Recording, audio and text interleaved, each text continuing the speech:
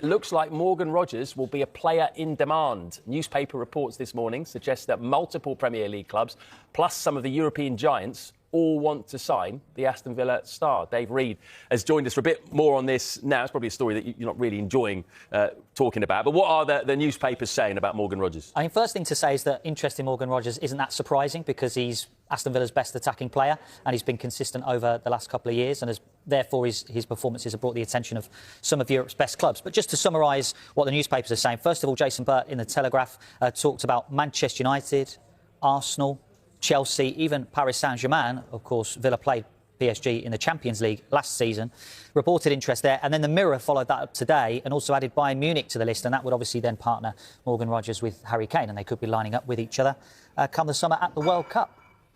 OK. So all those clubs, Jay, if you're including all the English clubs, those giants from Europe as well, who do you think should sign him? Who needs him the most? Where would he make the most difference? Arsenal. He walks into Arsenal's team. He plays week in, week out on the left-hand side. We need a player that can play on the left-hand side. He's got that in abundance. He's not a left winger, though. He can do it. He can, yeah. He can do it. He's not... I mean, he's not a Martinelli side. We don't want another Martinelli, trust me. But I'm saying that I feel like with Eze, I think Eze is probably Arsenal's number 10. I would like to see Morgan Rogers playing there and in tuck inside.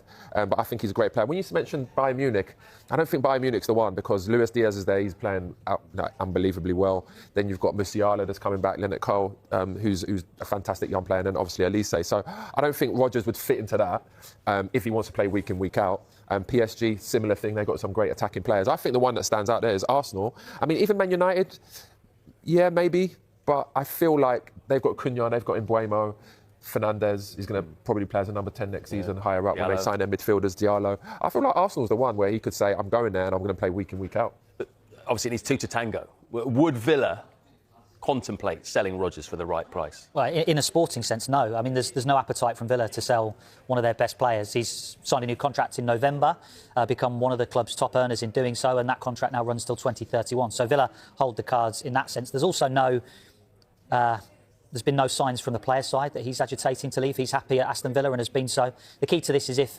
Villa qualify for the Champions League next season, vital. You would think if they don't qualify for the Champions League, then that would open the door to a significant player sale. If they do, there's even a sense that Villa still might have to do some form of sale next season. Now, fans watching this might say, well, Villa posted a profit in their latest accounts at the end of March, so things can't be that bad. But it's actually UEFA's financial rules that Villa have been grappling with. They have a 70% squad cost ratio, which limits spending on wages, transfer amortisation to 70% of club revenue. That's what Villa have been battling with.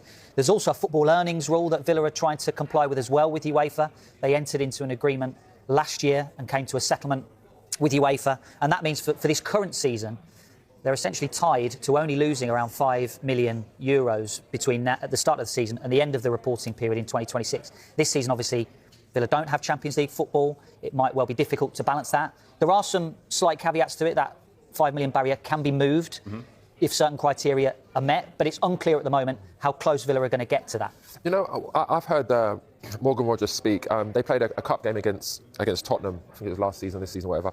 But when I heard him speak, it sounded like he had real ambition.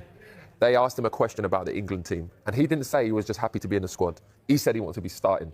That's how much he believes in himself. Now, Aston Villa are a big club, but I feel like he's now looking at it saying, I want to be playing at one of the biggest clubs in the world.